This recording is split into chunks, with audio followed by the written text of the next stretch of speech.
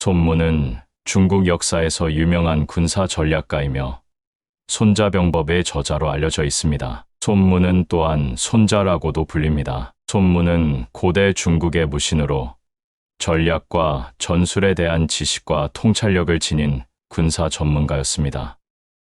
그의 저서인 손자병법은 군사 전략과 전술, 지도력에 관한 내용을 담고 있으며 현대에 이르기까지 많은 군사 전문가와 지도자들에게 영향을 주었습니다. 손무의 저서는 군사 전략에 관한 핵심 원리와 전술적인 가르침을 담고 있으며 군사 전략의 기본 원칙과 군대의 훈련, 지도력에 대한 지혜를 제시합니다. 손자병법은 전투 전략, 스파이 활동, 위기 상황에서의 대처 방법 등 다양한 측면에서 전략적인 사고를 강조하며 많은 군사 전문가와 지도자들이 소중히 여기는 군사 전략서입니다.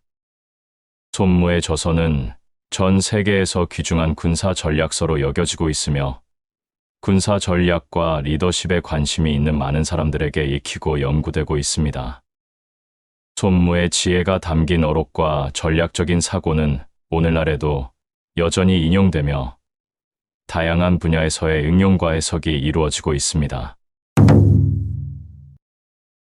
싸우지 않고 적이 스스로 항복하는 것이 최고의 승리이다. 싸우지 않고 이기는 것이 최선이다. 만약 당신이 당신의 적과 본인 자신을 안다면 수백 번의 전투에서 두려울 필요는 없을 것이다. 만약 당신이 본인 자신을 알고 상대를 모른다면 당신이 얻은 모든 승리에서 당신 또한 패배를 경험하게 될 것이다. 만약 당신이 본인 자신도 모르고 상대도 모른다면 반드시 그 어떤 전투에서건 필패를 하게 될 것이다. 공부를 잘한다고 뛰어난 것이 아니다. 공부한 것을 응용할 줄 알아야 뛰어난 사람이다. 전쟁은 국가의 대사입니다. 국민의 생사가 달려 있으며 국가의 존망이 결정되는 문제니 깊이 고찰하지 않을 수 없습니다. 오사의 첫 번째는 도입니다. 정의 공동체의 신뢰이고요. 둘째는 천기상과 기후 조건입니다. 셋째는 땅의 조건과 지형이지요. 넷째는 장수의 능력과 자질입니다. 다섯 번째는 법, 군대의 시스템, 상벌의 공정, 엄정함입니다. 도란 것은 백성들로 하여금 윗사람과 뜻을 같이 하게 하는 것으로 그것이 나라에 있으면 백성들은 군주와 생사를 같이 하려고 하고 위험을 두려워하지 않는답니다. 분석을 통해 이롭다고 판단되어 시행하기로 했으면 현정의 상황에 맞게 세를 조성해내 최대한 더욱 상황을 유리하게 만들어가야 합니다. 세라는 것은 해야 하는 요소를 상황을 유리하게 만들어가는 것입니다. 전쟁은 속임수입니다. 능력도 있는데도 없는 것처럼 보이고 병력을 쓸 생각을 갖고 있으면서도 쓰지 않을 것처럼 보이고 먼 곳에서 싸울 것인데도 가까이서 싸울 것처럼 보이고 가까이서 싸울 것인데도 먼 곳에서 싸울 것처럼 위장합니다. 적이 준비되어 있지 않은 곳을 공격하고 적이 예상치 못한 곳으로 나아가야 합니다. 이것이 병기의 필승 방식이지요. 나만 정형화시켜 전할 수는 없답니다. 아는 자는 이기도 모르는 자 이길 수 없습니다. 전쟁이 주는 해로움에 대해서 제대로 아는 자만이 전쟁이 주는 이로움에 대해 알 수 있습니다.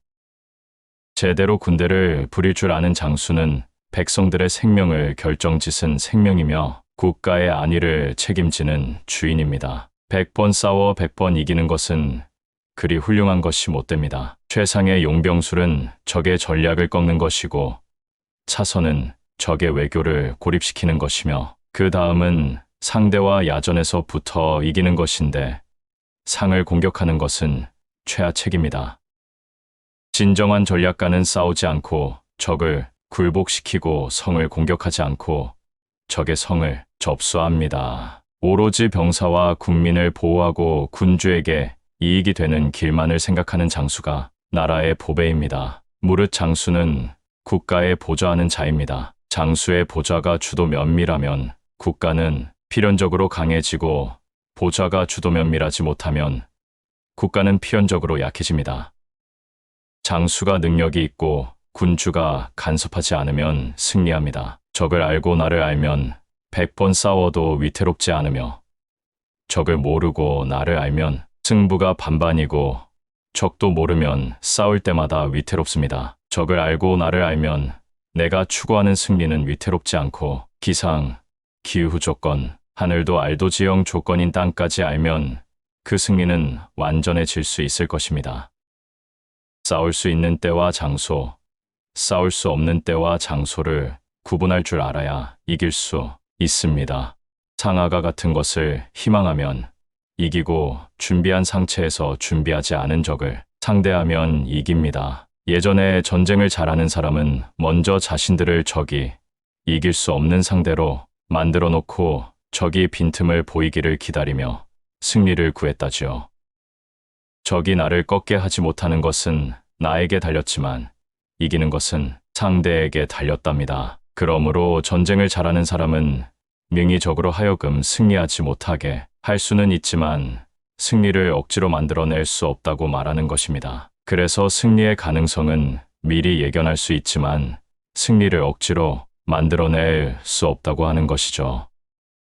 승리를 만들어냄에 있어 사람들이 눈에 크게 드러나는 승리를 거두는 것은 최선의 승리라 아닙니다. 전쟁에 이겼지만 모두가 칭찬하는 승리 역시 최선의 승리가 아니지요. 옛날에 전쟁을 잘한다고 말하는 사람들은 쉽게 이길 수 있게 만들어 놓고 이기는 자였죠. 그러므로 진정 전쟁을 잘하는 승리는 지혜롭다는 명성도 없고 용감하다는 칭찬도 없습니다. 전쟁을 잘하는 이는 패하지 않을 조건에 자신을 둔 뒤에 적의 실수를 놓치지 않는 자입니다. 승리하는 군대는 먼저 이긴 뒤에 전투를 벌이고 패배하는 군대는 싸움을 벌이고 승리를 추구합니다. 무릇 전쟁이란 전공법으로 적과 대치하고 비바람과 변칙으로 승리를 얻는 것이죠. 전세는 기정에 불과할 뿐입니다. 전쟁을 잘하는 이는 승리를 세워서 구하지 사람을 탓하지 않습니다. 전쟁을 잘하는 전략가는 적을 내 의도대로 끌고 다닐 뿐 적에게 끌려다니지 않습니다. 적을 드러내고 나를 은폐시키면 나는 집중하게 되고 적은 분산되지요. 그래서 나는 하나가 되고 적은 분산되어 10개로 쪼개지는데 10의 힘으로 하나를 칠 수 있게 됩니다. 한 번 승리를 일궈낸 전술은 다른 경우에도 되풀이해선 안 됩니다. 그저 상황에 맞게 무한한 방법을 이끌어내려 해야지요. 무릇 부대의 배치와 이동은 물의 형상과 같아야 합니다. 물의 형태는 높은 것을 피하여 낮은 쪽으로 흘러가는데 용병은 강점을 피하고 약점을 치는 것입니다. 물이 지형에 따라 흐름을 제어하듯이 전쟁에서도 적에 따라 내 움직임을 제어해야지요.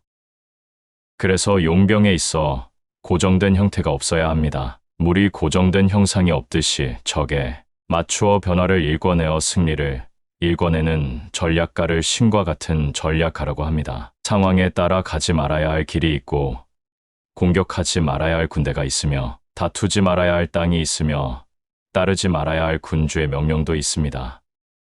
상황에 따라 무궁하게 변화함으로써 얻는 이익에 통달한 자만이 용명을 안다고 할 수 있죠. 무궁하게 변화함으로써 얻는 이익에 통달하지 못한다는 자는 지형을 이용하는 요령을 알고 지형의 조건이 주은 이익을 얻지 못한답니다. 지혜로운 자의 사고는 이로움과 해로움에 두루 미칩니다. 전쟁에서 병력이 많다고만 해서 좋은 것이 아닙니다. 무작정 나의 힘만 믿고 진격해도 안 되지요.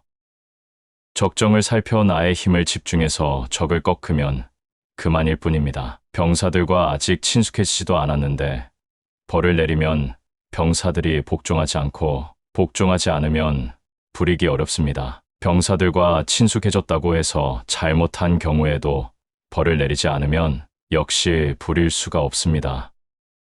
그러므로 병사들을 교육시킬 시는 덕으로 하고 통제함에는 엄격함으로 해야 합니다. 이것이 반드시 이기는 군대를 만드는 법입니다. 용병의 정수는 속도입니다. 적이 아직 미치지 못한 틈을 타 움직이고 적이 미처 생각하지 못한 길을 경우에 적이 경계하지 않는 곳을 쳐야지요. 무릇 원정 같다면 적지 깊숙이 들어가냐 마음이 하나로 통일되고 얕게 들어가면 산만해집니다.